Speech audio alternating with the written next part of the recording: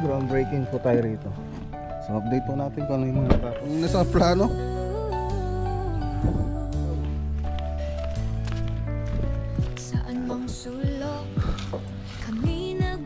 So update natin, kalis lang natin. So dito na yung mga modular cabinet.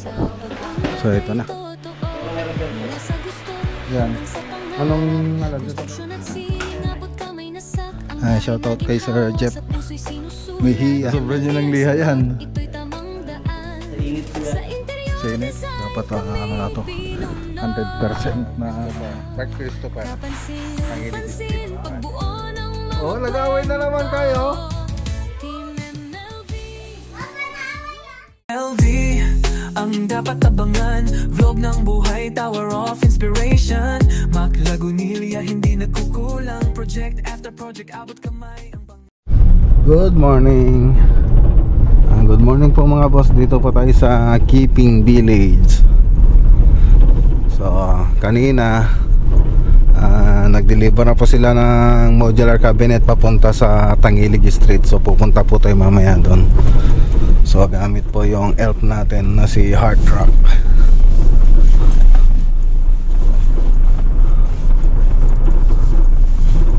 Okay. So dito muna tayo. Dito muna tayo sa may Keeping Village project. So kailan lang no ano tayo rito nung Sabado.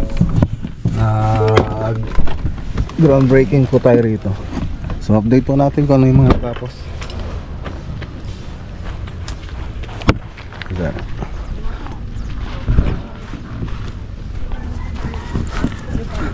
Ano Jay? Danong. Danong. Okay. So ayan, dito na tayo.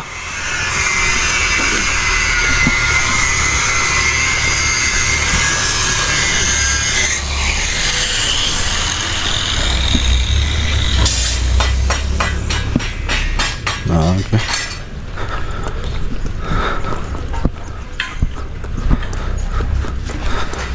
Ay, na plano pare.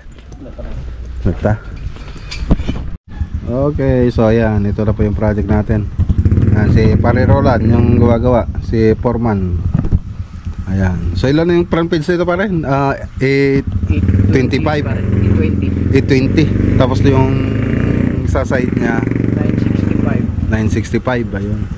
So 77 square meter. 4 bedrooms. So 77 square meter lang, pero pinagkasya nila architect yung 4 bedrooms. Tignan nyo naman mga boss. So maliliit lang yung mga kwarto nya. So maliit lang po tong project natin dito. So ngayon ano na tayo, guhukay earthworks, sabi nga nila. Yan, hukay po tayo para sa poste. So doon na rin mga ano natin, mga bakal, ano tawag dyan? Yung ano na yan? Yan pare, yung sa poste, yung column para sa column natin. Ayan. Ayan. Tapos yung plato wala pa yung plato na pare. Wala pa. Yung kutsara pa lang nandyan. Yung yung plato para dito sa foundation natin. So ayan, ano na rin pa yung stirrup, yung stirrup nya. So, nakapabrigate na to.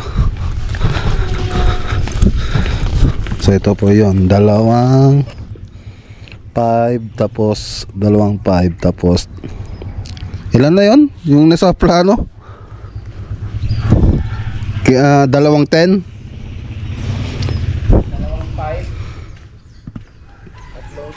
3.10 3.15 20. So ayun. So dito muna tayo sa may labas. So titignan po natin kung ano po yung gagamitin natin pang forma rito, kung yung PP plastic board o yung phenolic board.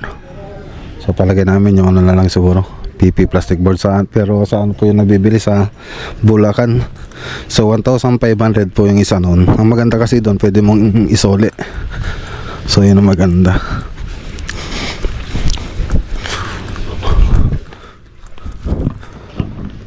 Okay. So unahin na namin dito sa sa may wall niya, wall footing. Tapos susunod namin dito sa loob para hindi nakakalito. Pati ako nalito dun sa mga poste nito.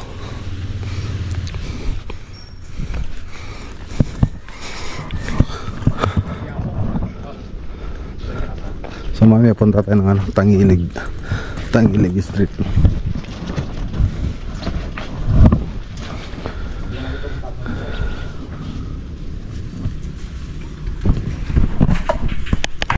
Okay, so tara na. Ya pare, para on.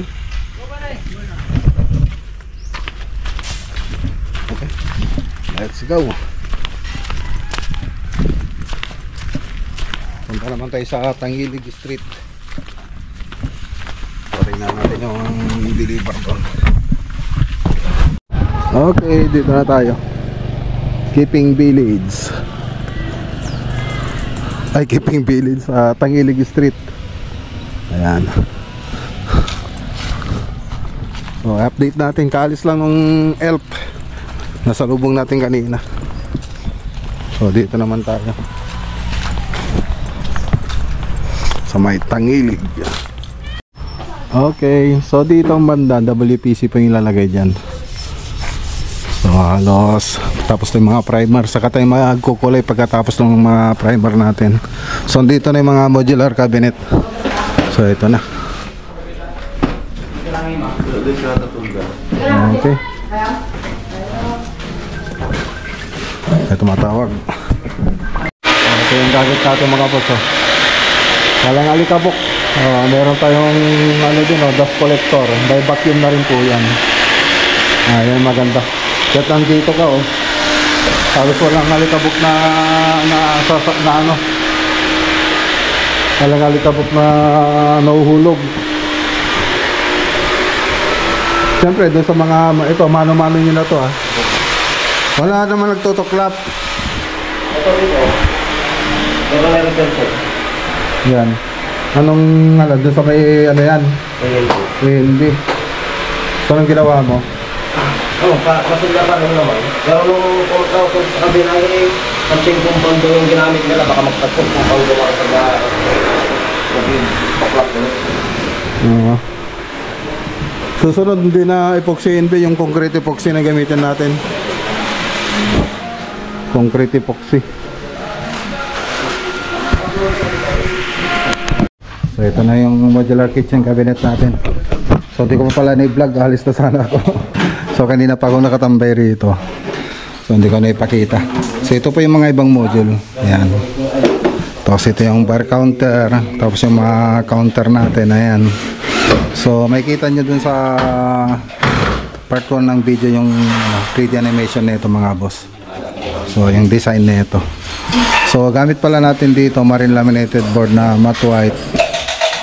Tapos ano na yung counter nito? Countertop niya. Ano ba yung nasa drawing?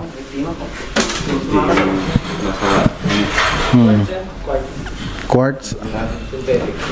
Synthetic quartz yung nakalimutan ko lumabos ako rin yung drawing, nakalimutan ko yung yung ilalagay. Pero dito na yung mga ref, yung mga appliances andito na accessories. So nakabili na sila. So yun, quartz. Ayun, synthetic quartz. So parang ganito yung itsura nun, yung synthetic quartz. Tapos ayun, abangan na rin yung para sa ano ba yun? Ano ba yung inabang doon? Outlet? Sa lutuan? Lilipat. Tapos doon yung drainage. Tapos yung water line ng lababo natin, kitchen sink. Okay. So tara. So yan lang naman yung update dito. So tapos na-update ko na rin ito dun sa FB natin. So tignan nyo na lang po mga boss. So dito nga pala WPC po yung ilalagay natin dyan.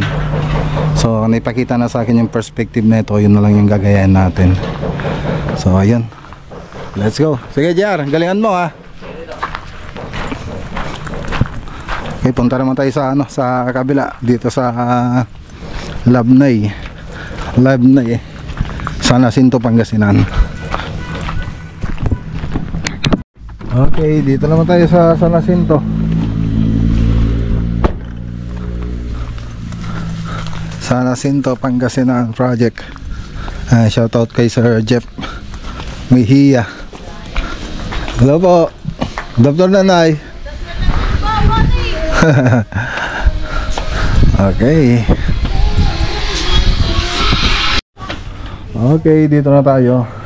Inayos yun yung mga i-retouch? Okay ah. Oh, kamusta naman? Okay naman ah. Wala pa. Wala pang senyales. Kung meron. So may mga senyales kasi na minsan eh.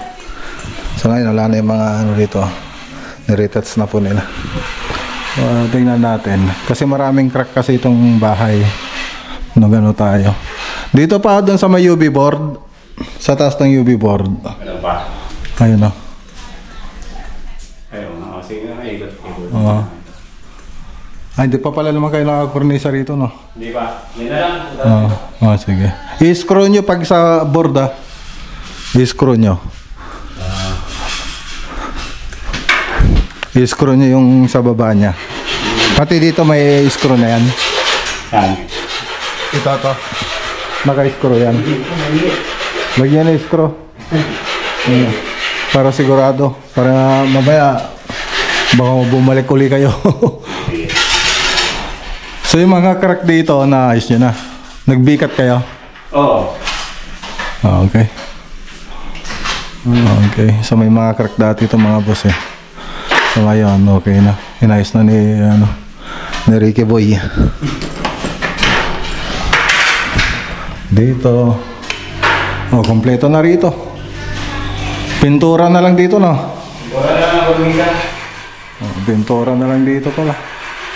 Ganda na. Linis. Malinis na pero hindi pa tayo naglinis mga boss.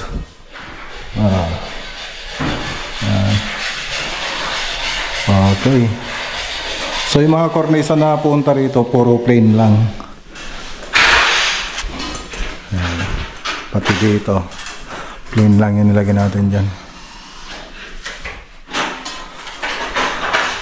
Meron din dyan nag-crack. Ha? Baka nasobra nyo ng liha. Nasobra nyo ng liha yan. Sa init po yata, boss. Sa init?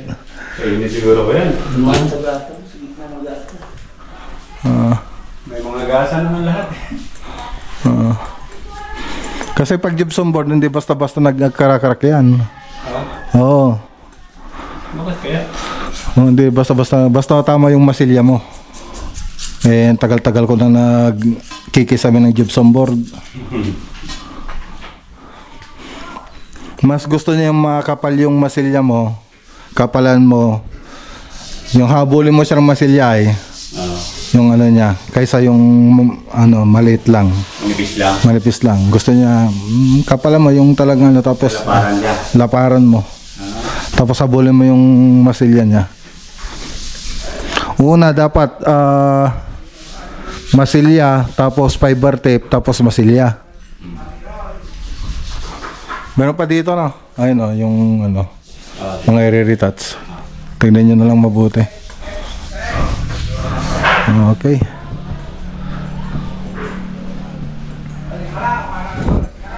So, maliban doon sa mga kornisa, okay naman na. Retouching.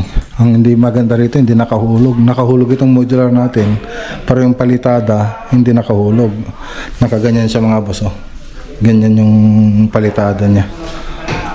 Hindi naman pwedeng sumunod din yung ano natin, yung modular natin. Buksan na natin to. Ano? Ganda na.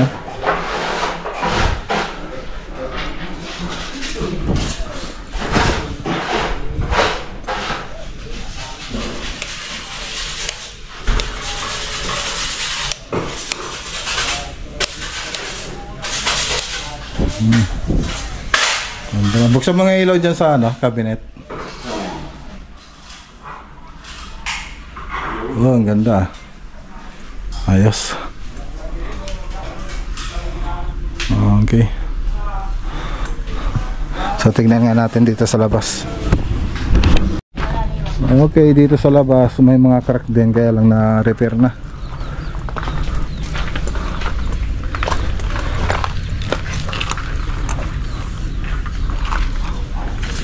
Wala nang lamat?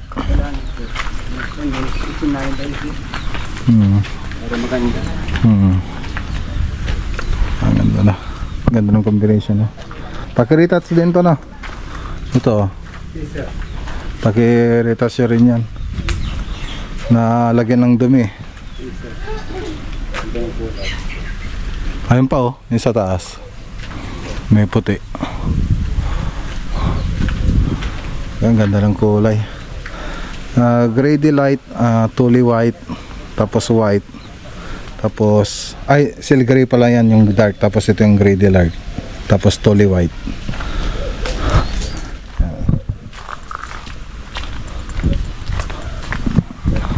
Ikutin natin sa likod, baka meron nag-crack eh. Dapat ano na to, 100% na okay na bago tayo umalis. Yan, meron pang nilitats doon. Tapos yung exhaust grill ng kitchen cabinet. Yan, o. Exhaust grill ng kitchen cabinet.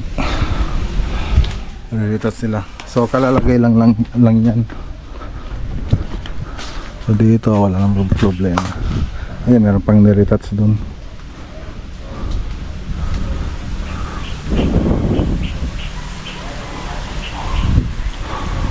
Okay.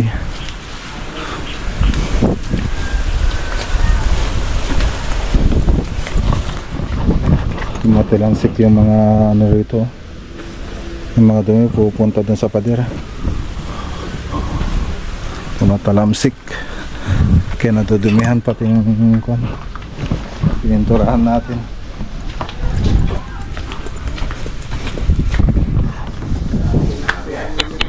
Okay, so parang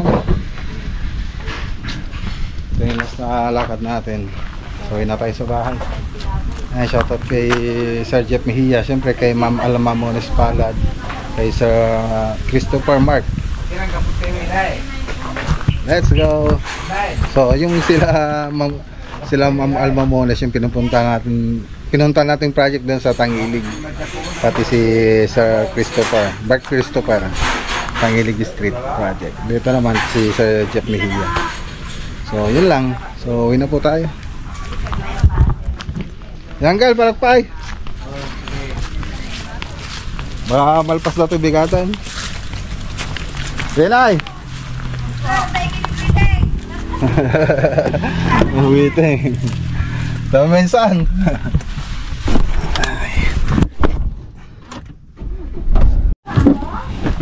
Okay, dito na tayo.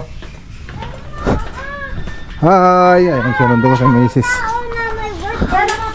Sabay na kaming umuwi. Hi!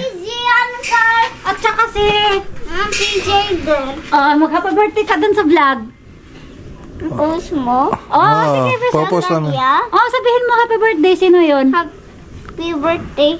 Doon ka tumingin na. Happy birthday, Giancar. Tsaka PJ. At si PJ. Classmate niya, birthday daw. Ganon. Magbabay na. Wala ba si Kuya?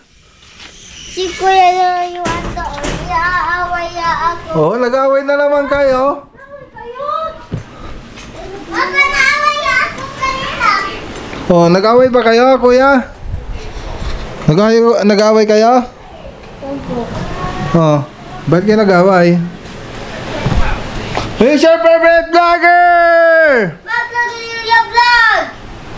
Wala yung isa. Wala yung isa. Ikaw naging ka ng friend. Okay. Magbabay ka na, Kuya. Exam testing Ni? 35 native years. What? Ano po? Magbabay na, sabi ko. Bye! You're the best vlogger! And you need to click on the video on the screen. Subscribe and bye! Bye.